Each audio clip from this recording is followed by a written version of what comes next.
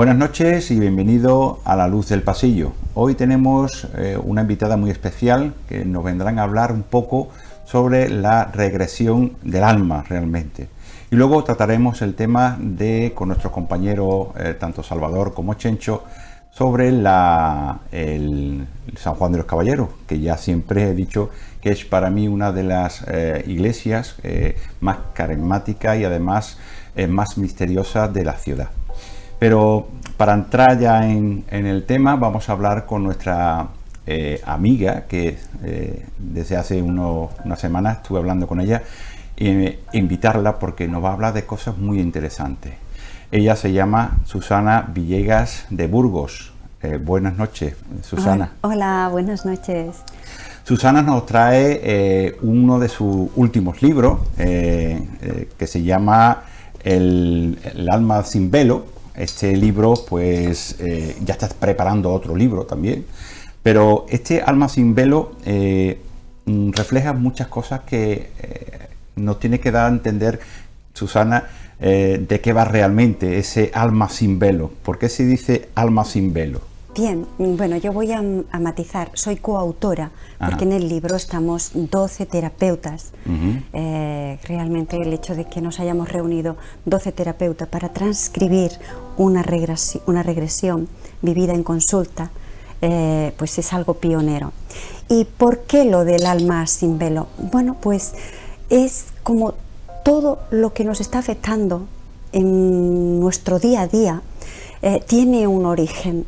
Y ese origen es atrapamientos de nuestra alma en experiencias vividas donde por el nivel de conciencia que teníamos no pudimos resolver. Y eso, como para el alma el tiempo no existe, está pasando aquí y ahora. ¿Qué hacemos con el alma sin velo? Quitar ese velo que de alguna forma está cubriendo todo eso que tenemos que liberar. Que se hace a través de la regresión. Entonces, ¿qué es la terapia regresiva? La terapia regresiva básicamente consiste en hacer consciente lo que está en nuestro subconsciente. La mayoría de las cosas que hacemos en nuestro día a día es fruto de esa parte que está en nuestro subconsciente. Solo un 5%, y eso creo que ya está así cuantificado, somos conscientes de lo que hacemos. La mayor parte forma parte de ese subconsciente que nos hace actuar de la manera que actuamos o vivir las cosas que vivimos. ¿Y cómo se accede a ello? Que se accede a través de una emoción, porque nosotros no trabajamos con diagnóstico, sino a través de una emoción. Es decir, si una persona viene con algo a trabajar, una enfermedad que le hayan podido diagnosticar, para nosotros no es la enfermedad, el diagnóstico que se haya hecho que es correcto, porque es como la medicina de alguna manera va a trabajar esos síntomas. Nosotros lo que trabajamos es con la emoción que le produce esa enfermedad que tiene, qué te hace hacer y qué te impide hacer. A partir de eso que está viviendo, le está impidiendo hacer o no le deja hacer o le hace sentir, es cuando esa persona entra en estado expandido de conciencia y va a un origen que por lo general no pertenece a este plano, sino que pertenece a una vida pasada, y eso tiene que ver con lo que estás viviendo en este momento. Interesante. Luego la persona está consciente en todo momento. El atrapamiento del alma. Cuéntame eso del atrapamiento del alma. Mira, si una persona, imagínate un niño que con 4 años vive una experiencia de abuso. ¿Qué puede hacer un niño con 4 años para defenderse? Nada, no puede hacer nada, no tiene capacidad ni conciencia para poder hacer nada. El que no haga nada e incluso que lo olvide, porque por naturaleza el ser humano todo aquello que no le va a dejar avanzar lo olvida, pero que lo olvide no quiere decir que no esté ahí. Pues ahí, en ese momento, en esa situación que no pudo hacer nada, se queda una parte de nuestra alma atrapada. Somos energía, te desprendes de una parte de ti que se queda ahí. En este caso el niño igual no es consciente, pero los atrapamientos los vivimos, no hay que irse a la infancia o a los primeros años de vida, no. Los atrapamientos los puede tener una persona en una ruptura de matrimonio, donde no ha podido resolver. ¿La fragmentación del alma tiene que ver también con esto? Eso es cuando se fragmenta el alma. Sí, exactamente. Se queda una parte de tu alma fragmentada, atrapada en esa experiencia que no has podido resolver. ¿Hablas en este libro de la muerte? Bueno, en este libro no es que hablemos de la muerte, sino que cuando tú estás viviendo una experiencia en una vida pasada, tienes que vivir la muerte. Porque si no, no se da por terminada esa experiencia. ¿Por qué tienes que vivir la muerte? Porque cuando tú vas a esa experiencia de esa vida pasada, te vas al momento más traumático, doloroso, donde pasaste, viviste aquello que no pudiste resolver. Hay minutos antes de que tú mueras, hay unos pensamientos que de alguna forma te van a ser de aquellos de los que tú te vas a llevar en la mochila para la siguiente vida. Entonces, cuando vamos a una vida pasada, cuando va la persona a una vida pasada, le hacemos vivir su muerte, que tome conciencia, él te describe cómo sale del cuerpo, qué es lo que pasa, quiénes vienen a buscarle. Realmente hay veces que te encuentras personas que cuando están viviendo eso, lo que sienten no lo pueden explicar. Por muy doloroso que haya sido lo que se haya vivido en esa vida. ¿Cuál es tu técnica o cuál es la técnica para que una persona vaya a vuestras consultas y pueda decir, bueno, yo voy con tranquilidad, voy sin miedo? Porque para este tipo de cosas no hay que tener miedo, ¿no? Hay que... Ninguno. A ver, no debes tener ningún miedo, porque precisamente lo que vas a conseguir con la técnica, eliminar los miedos. Porque te das cuenta que eso de acceder a otros planos es algo que tenemos todo. Y de hecho lo vive cualquier persona en cualquier momento que esté viviendo algo dramático, algo que le está causando dolor. Es decir, puedes incluso sentado en el borde de una piscina, que una persona te esté contando una dolencia, algo que está viviendo, y en esa emoción le dices, cierra los ojos, ¿qué estás sintiendo? Fíjate, ¿cómo se refleja eso en tu cuerpo? Susana, ¿cuál es la terapia o cuáles son las técnicas que utilizáis para este tipo de...? Realmente la técnica es muy básica, porque el que se sana en una regresión es el propio paciente, donde el propio paciente toma conciencia. Es decir, cuando está viviendo esa experiencia, ahí toma él conciencia de eso que está viviendo, cuáles son las reacciones físicas, cómo se refleja esa experiencia que está viviendo en su cuerpo, cómo se refleja, cuáles son sus reacciones emocionales y cuáles son sus reacciones mentales.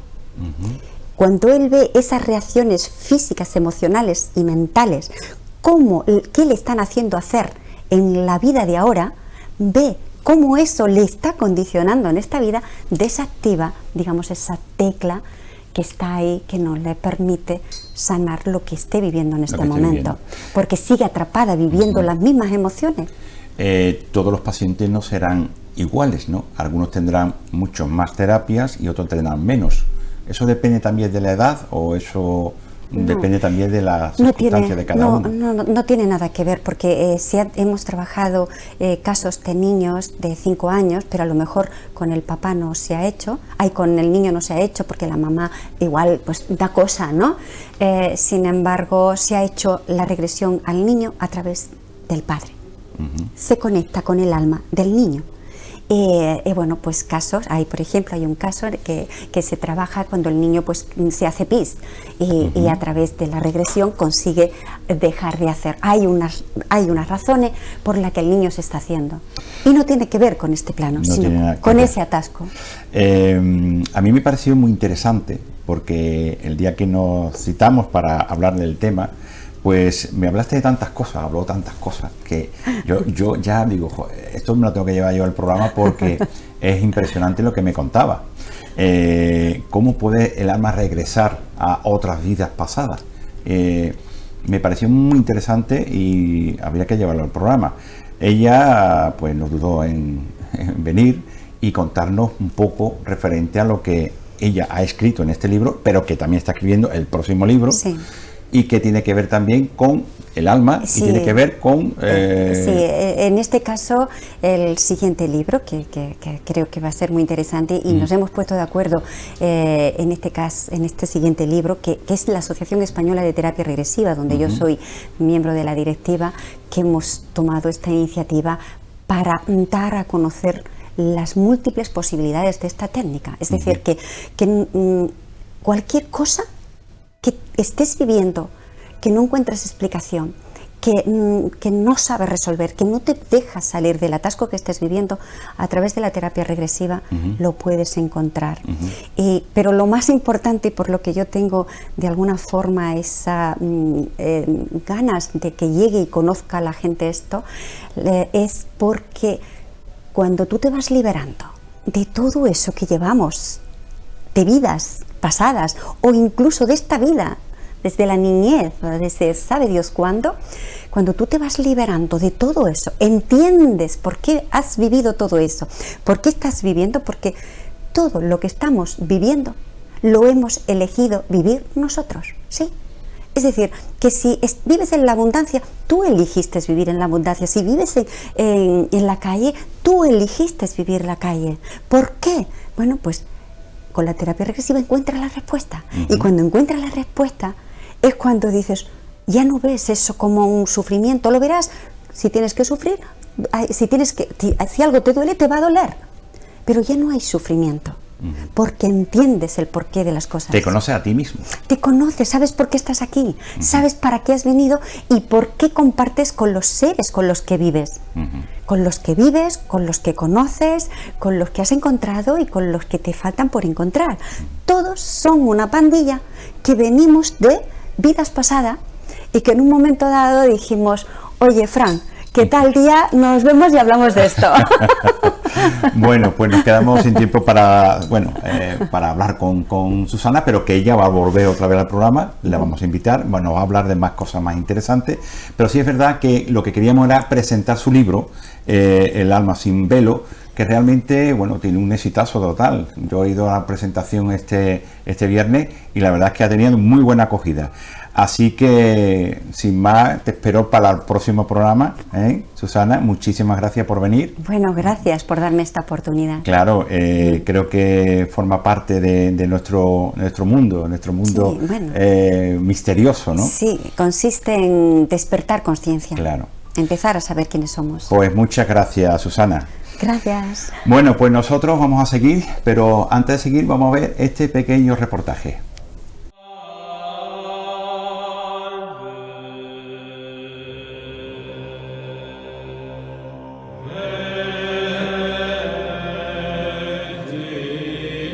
San Juan de los Caballeros es una de las 6 parroquias que erigió el rey Alfonso X el Sabio en 1264, tras la reconquista definitiva de la ciudad y su incorporación en los dominios castellanos. Se cuentan que aquí sucedió un hecho notable en 1285, cuando un terrible cerco impuesto en la ciudad por el ejército musulmán, en una de sus capillas, desde entonces llamada La Jura, los caballeros 24 se reunieron y juraron defender Jerez hasta la muerte. Y con la sangre de los caballeros, Domingo Mateo Amaya y Gonzalo Núñez de Villavicencio, escribieron un pergamino pidiendo ayuda al rey Sancho IV el Bravo. Esta pudo llegar a tiempo y la ciudad se libró del asedio. San Juan de los Caballeros ofrece a la tradición de la asistencia y las reuniones de nobles caballeros en este templo, perteneciente a diferentes órdenes militares, cuyos escudos campean en distintos parámetros de este edificio, indicando sus enterramientos. Es una de las 6 parroquias históricas creada por el rey Alfonso sobre las antiguas mezquitas tras su reconquista de la ciudad. El atrio abovedado se presenta al titular, San Juan Evangelista, a través del águila. Este icono al evangelista se muestra en San Juan, al igual que con el resto de la iglesia dedicadas a evangelistas del casco histórico de Jerez: San Marcos, San Lucas y San Mateo, 4 elementos de la alquimia. Su símbolo es el águila y su significado la velocidad y el poder.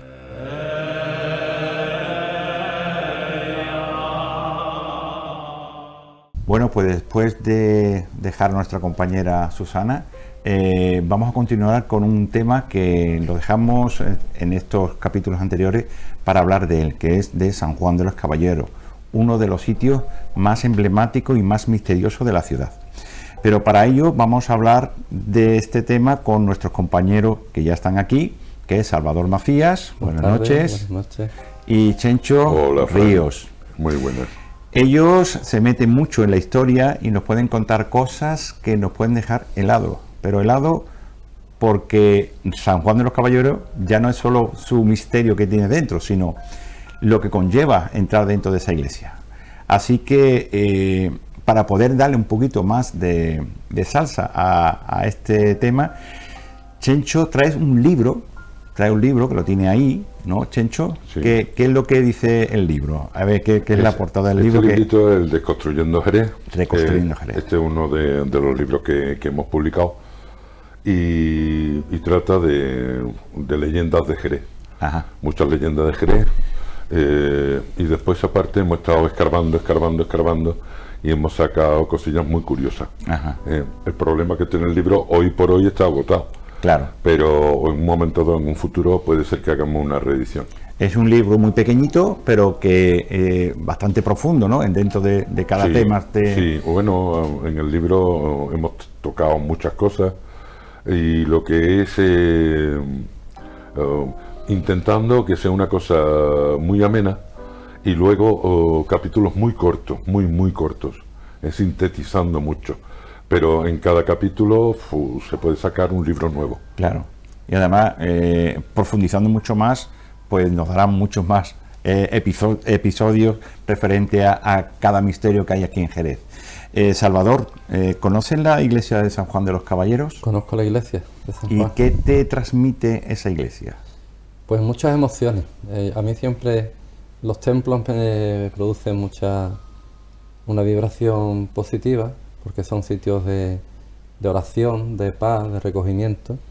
Y la iglesia de San Juan tiene algo mágico.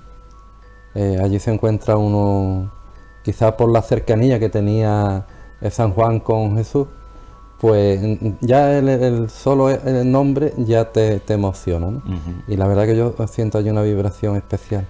Sí, la verdad es que yo sí siento una vibración especial cada vez que entro en esa iglesia.